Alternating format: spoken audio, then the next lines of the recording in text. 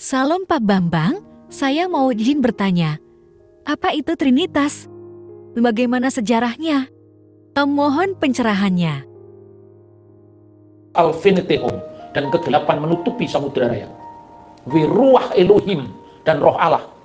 Roh Allah itu roh kudus. Merakefet alfinehamayim, melayang-layang di atas permukaan air. Artinya memberikan hidup, menyalurkan hidup dari sumber hidupnya sendiri.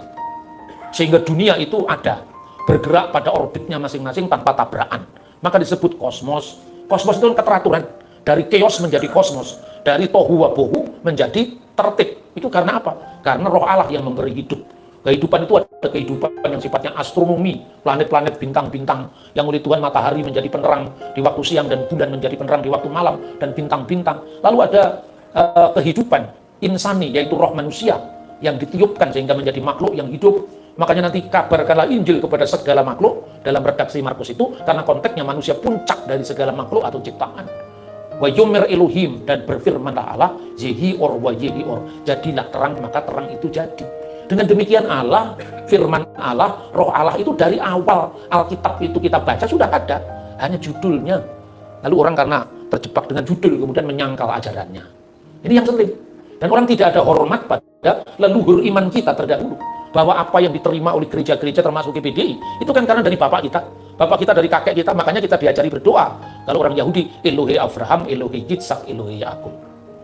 Allah Abraham, Allah Ishak, dan Allah Yakub. Artinya Allah yang memberitakan dirinya kepada Yakub itu adalah Allah yang sama yang menyatakan dirinya kepada Ishak, yang disegani Ishak itu.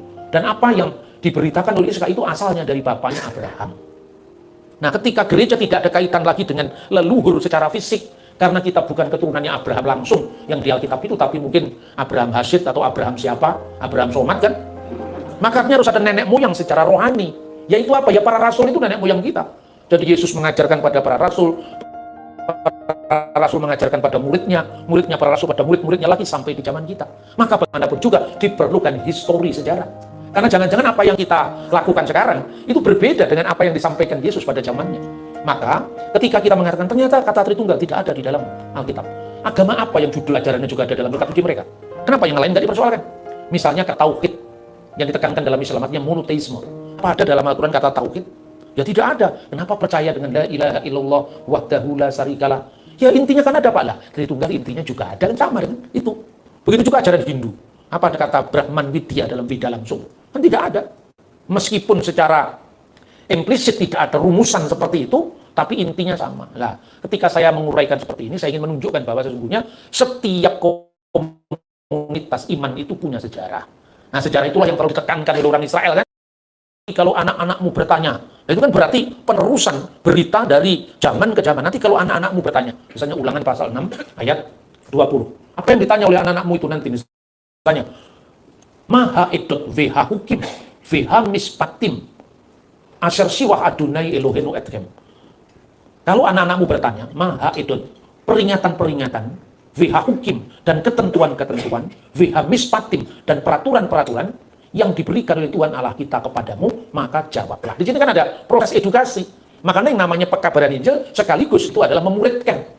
Nah, saudara-saudara, itu yang saya sampaikan. Maka kadang-kadang saya itu hanya menggunakan hak jawab kita ketika kita ini diserang orang lain. Nah, maka seperti kata Trinitas itu tidak ada dalam Alkitab, sebagaimana juga kata tauhid tidak ada dalam kitab suci Quran, sekalipun intinya ya namanya tauhid itu kan bahasa Arab. Kalau bahasa Ibraninya emunat hajihud, percaya kepada keesaan. Karena apa? Jauh sebelumnya munculnya agama Islam, agama Kristen, orang Yahudi sudah punya Ulangan pasal 6 ayat 4. Shema Yisrael Adonai Eloheinu Adonai Echad. Dengarkanlah wahai Israel, Tuhan Allah kita, Tuhan itu esa. Nah, itulah yang kita warisi oleh gereja. Ketika gereja itu kemudian mewarisi budaya yang memang multikultural. Nah, kita ngomong haleluya itu bahasa Ibrani. Itu artinya pujilah Tuhan. Tapi kalau kita ngomong Maranatha itu kan bukan bahasa Ibrani. Itu bahasa Aramaik. Maranatha, Hakal Dama, Gabata, Evata, Eli Lama Sabachthani. Itu kan bukan bahasa Ibrani, itu bahasa Aramaik. Tapi sekarang ada orang yang kalau tidak bahasa Ibrani, kurang Kristen seolah-olah. Ini kan aneh. Padahal kalau kita membaca Alkitabnya jelas sekali. Jemaat mula-mula di Yerusalem itu ada yang berbahasa Yunani. Kisah Rasul pasal 6 ayat 1. Misalnya, orang-orang Yahudi yang berbahasa Yunani dan orang-orang Ibrani mereka berkonflik soal pembagian dalam jemaat itu loh. Orang-orang Yahudi yang berbahasa Yunani itu disebut Hellenistkon. Hellenistkon itu orang Yahudi tapi bahasa Yunani. Berbeda dengan Hellenis. Hellenis itu Yunani betul. Filsafat Yunani kayak Plato, Aristoteles, Socrates, Pythagoras. Pikirannya Yunani, orangnya Yunani. Ini orang Yahudi yang berbahasa Yunani. Nah, kenapa ada orang Yahudi yang berbahasa Yunani? Karena sejak zamannya Alexander Agung, lah ngomong sejarah lagi, ya kan? Tahun 300-an sebelum Masehi, itu pernah menguasai seluruh Timur Tengah tak terkecuali Israel. Lalu karena hubungan baik antara Yahudi dengan Yunani itu pada zaman Ptolemeus, kitab Taurat diterjemahkan oleh 70 orang itu ke dalam bahasa Yunani. Akhirnya kita sebut Septuaginta. Nah, itulah juga Alkitab yang dibaca oleh gereja. Makanya segeralah misalnya kata Elohim diterjemahkan Theos, Adonai diterjemahkan Kurios. Jadi Adonai, Kurios, Theos, Elohim itu derajatnya sama-sama diucapkan oleh mulutnya para murid Yesus kan gitu kan. Nah, Bapak Ibu, ini yang menjadi warisan gereja kita. Jadi gereja itu ketika kita misalnya nyanyi Gloria bukan lagi Yunani, Latin itu. Gloria in excelsis Deo et in terra pacum minibus bonae voluntatis. Misalnya, kemuliaan bagi Allah di tempat yang maha tinggi dan damai di bumi bagi manusia yang berkenan kepadanya. Itu kan doksologi pada waktu malaikat memberitakan itu kepada para gembala tentang kehadiran Kristus. Nah, sekarang kita akan lihat teks dalam Alkitab. Tadi saya membaca tentang kitab Kejadian. Sekarang Musa. Ketika Musa mendapatkan penglihatan di semak belukar berduri yang menyala tapi tidak terbakar itu, Tuhan menyatakan diri sebagai apa? Firman Allah kepada Musa, "Aku adalah aku." Lagi firmannya beginilah, "Kukatakan kepada orang Israel, akulah aku, telah mengutus aku kepadamu." Kata aku adalah akulah aku itu huruf besar semua. Itu sesungguhnya berasal dari bahasa Ibrani, Ehyeh, Asher, Ehyeh. Namanya ada. Aku ada yang aku ada. Dan itu maha ada. Nah, inilah kemudian dari teks itu tercermin dalam doa orang-orang Yahudi yang kemudian diabadikan dalam kitab Wahyu pasal 1 ayat 8. Apa artinya Ehyeh, Asher, Ehyeh? Aku dulu ada, aku kini ada, dan aku akan seterusnya ada. Jadi Tuhan itu tidak pernah tidak ada. Dia selalu ada. Makanya dalam doa Yahudi itu namanya doa Adon Olam.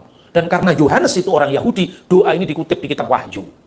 Kan begitu, dalam kitab Wahyu misalnya pasal 1 ayat 8. Aku adalah Alfa dan Omega, firman Tuhan Allah, yang ada, yang sudah ada, dan yang akan datang. Yang akan datang artinya yang akan seterusnya ada, yang maha kuasa. Itu aslinya doa Yahudi. Doa Yahudi itu sampai sekarang masih dilantunkan di sinagog, di rumah ibadat. Apa itu? Vehu haya, vehu huwet, vehu yihye, batif arah. Maka kalau dia ada, artinya dulu, kini, dan akan seterusnya ada, bacaannya dikira-kira jadi Yahweh. Tapi itu baru bacaan kira-kira. Karena orang Yahudi tidak pernah membaca langsung. Ketika kata Yahweh dibaca Adonai. Adonai Elohenu, Adonai Echad. Lalu apa relevansinya firman Tuhan ini kepada Musa? Musa menyatakan identitasnya. Aku inilah sang maha ada. Aku ada yang aku ada. Artinya Tuhan tidak pernah tidak ada. Dia selalu ada.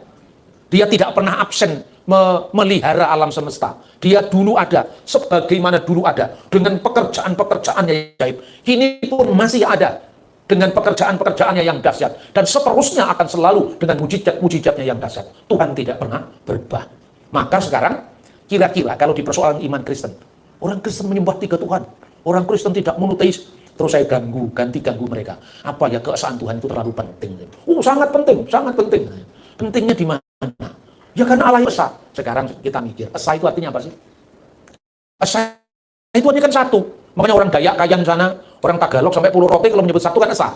Isa, Dalawa, Tatlu, 4, 5, Anim, Pitu. Itu bahasanya orang Filipina kan Tagalog. Karena dulu itu satu akar dengan bahasa Minahasa, bahasa Dayak sampai Rote sana. Dari barat sampai ke timur itu bahasa Nusantara kuno. Sebelum munculnya agama Hindu Buddha yang membawa bahasa Sanskerta. Maka kata Esa dalam bahasa Sanskerta itu Ekam. Tanya itu pedanda-pedanda sahabat kita di Bali. Dengan apa menyebut kata satu, Eka, Dwi, Tri, Cantur, Panca, Sat, Sapta, kan bahasanya gitu kan. Itu bahasa India sana, bukan bahasa kita. Maka kata Esa itu bahasa Nusantara asli. Esa itu hanya satu. Makanya ketuhanan yang Maha Esa itu milik Nusantara, bukan miliknya agama tertentu. Wong di situ satu kata pun Arab tidak ada muncul di situ. Kalau memang itu miliknya Islam, kenapa ada bahasa Arab? Satu ketuhanan yang Maha Esa, tak satu pun yang Arab, malah satu Sanskerta pinjaman. Maha bahasa Sanskerta artinya besar ya. Makanya ada Maha Barat, Tuhanannya Maha Barat yang besar. Bahasa kita ini saling meminjam sebetulnya. Tidak ada bahasa Kristen, bahasa Islam, bahasa Hindu. Itu tidak ada. Karena bahasa itu produk budaya manusia. Hasil cipta rasa karsa manusia. Maka 1, 2, 3. Sekarang, adanya satu. Itu kan karena kita sudah menyebut 2, 3, 4. Nah, waktu Tuhan masih sendiri, belum menciptakan langit, bumi, alam semesta, malaikat juga belum diciptakan. Kan satu-satunya yang ada cuma Tuhan. Bapak itu paham ya? Satu-satunya yang ada cuma Tuhan. Apa butuh kata satu waktu itu? Enggak ada yang lain. Nah, berarti satu itu tidak penting. Pentingnya angka satu itu karena apa? Karena sudah ada yang lain. Baru ketika ada umat manusia, ada malaikat, Tuhan mengikat perjanjian abadi dengan mereka. Akulah penciptamu, kira-kira begitu. Bagaimana komitmenmu terhadap aku? Makanya kemudian ketika ada umat Israel, ya, dikatakan dalam perintah Tuhan, 10 perintah itu, jangan ada Elohim lain di hadapan hadiratku. Jangan ada ilah-ilah lain di hadapan hadiratku. Aku Tuhan satu-satunya. Shema Yisrael, mulai Shema Yisrael, karena sudah ada Israel. Makanya satu itu soal komitmen Tuhan dengan ciptaannya. Tapi ketika Tuhan dalam keabadiannya tidak butuh kata 1, 2, 3, Pak Gendut naik kuda, itu tidak perlu. Karena Tuhan hanya satu. Orang menjadi bingung. Wah, kalau gitu Bapak nggak percaya dengan kesatuan, salah alamat lagi. Kan saya mengatakan bahwa kamu persoalkan esa itu penting, satu itu penting. Nah, waktu belum ada yang lain-lain, Tuhan hanya sendiri, apa perlu kata 1, 2, 3? Bahkan kata aku pun tidak perlu. Karena apa? Adanya kata aku karena ada sudah kata kamu, ada orang lain. Dan ketika Tuhan masih sendiri dalam keagungannya, tidak perlu butuh siapa-siapa, kitalah yang butuh dia. Maka Tuhan dalam keabadiannya itu melebihi keesaannya. Itulah sebabnya Tuhan menekankan kepada Musa, aku ada yang aku ada. Nah, orang mulai mumet kalau sudah begini kan. Memang sengaja saya suka hobi memumetkan orang lain, supaya tidak sombong-sombong itu loh. Ini kan manusia sombong itu kan lebih banyak beredar. Nah, kemudian saya ajak diskusi dengan bahasa yang bisa dipahami oleh orang per orang. Nah, terus Tritunggal. Kalau gitu Bapa, Putra, dan Roh Kudus.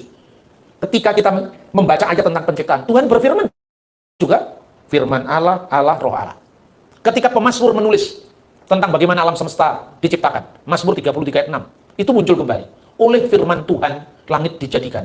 Oleh nafas dari mulutnya, segala bala tentaranya. Firman, Tuhan, dan nafas. Nafas itu bahasanya ruah. Ruah itu roh. Ruah HaKodes. Nah, ini bicara lagi tentang Tuhan, firman-Nya, rohnya. Lalu dalam kitab Nabi Yesaya banyak teks yang mengatakan mendukakan Roh Kudusnya. Roh Kudus, rohnya yang kudus. Allah sebagai Bapa, Allah sebagai penebus. Ada 3 matra ini yang muncul. Berkat Harun juga 3 aspek. Berkat Harun. Lalu pujian malaikat dalam kitab Nabi Yesaya yang kemudian segala bala tentaranya. Juga 3 aspek. Kenapa tidak 4 dilebihi 1? Atau 5 dilebihi 2 supaya cocok dengan Pancasila?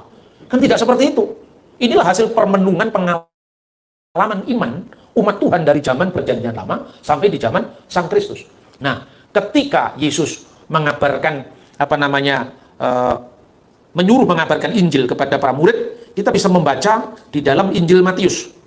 Dan ke-11 murid itu pasal 28 yang ayat yang sering kita baca. Berangkat ke Galilea, ya, tetapi beberapa orang penguasa kepada Yesus, tapi di bumi dan di surga. Karena itu, berdasarkan otoritas itu, pergilah dan jadikanlah semua bangsa muridku. Nah, kalau kita lihat di dalam bukti-bukti sejarah orang Yahudi pun, teks yang dipakai oleh Tuhan Yesus itu kan sebetulnya bukan jadikanlah semua bangsa muridku, itu terjemahan lebih bebas supaya bisa kita. Tapi sebetulnya teksnya itu adalah muridkanlah segala bangsa. Muridkanlah. Jadi sudah ada polanya sebetulnya. Muridkanlah pantata etni.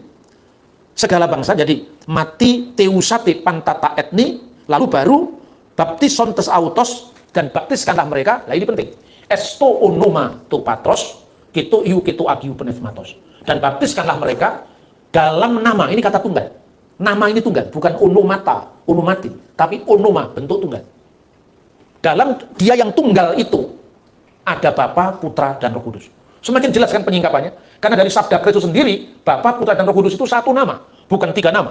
Artinya apa? Nama itu dalam bahasa Ibrani kan bukan sekedar nama seperti Niko, seperti Yonatan, seperti Miki, Bambang, kan bukan seperti itu. Nama dalam budaya Ibrani, dalam Alkitab, itu pertama, sosok yang dinamakan. Pribadi yang mengungkapkan diri. Dan kuasa dibalik yang dinamakan. Maka kalau orang Yahudi mati disebut namanya hilang dari bumi. Padahal di kuburannya masih ditulis. Misalnya, nama Maimunah binti siapa, wafat tanggal sekian. Loh, itu namanya masih ada. Nama di situ adalah sosoknya. Nama Tuhan, menara yang kuat.